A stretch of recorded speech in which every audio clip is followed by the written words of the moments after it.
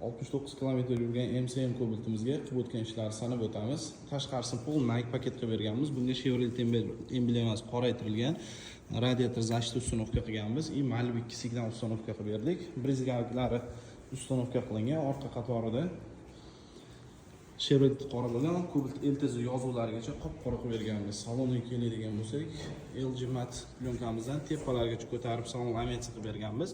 Stiklopodъемниклari o'zi yonmaydi, oq podsvetka qilib berganmiz. Ikkita oyoqdagi plafonlarga LED ustunovka bo'lgan.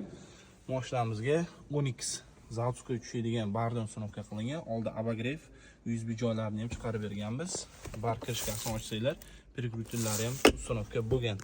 Bundan tashqari mashinamizga bagaj knopkasi yo'q. Bagaj knopkani mana shuni 2 sekund bosib tursanglar, bagajimiz ochib beradi.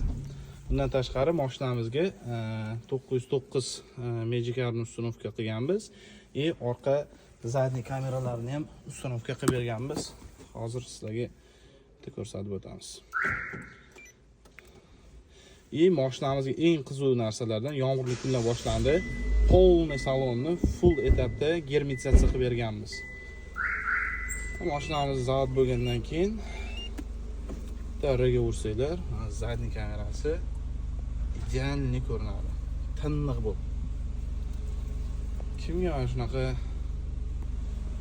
kompleksni xizmatlar qiziq bo'lsa, aloqaga chiqib kelsanglar bo'ladi. Rulchi qo'llarni ham yaxshisidan to'qib berganmiz. Xizmatlar bo'yicha Guliston Tuningga aloqaga chiqib kelaverasizlar. Ishlarni sifatli garantiyasi bilan qildirib ketsanglar bo'ladi.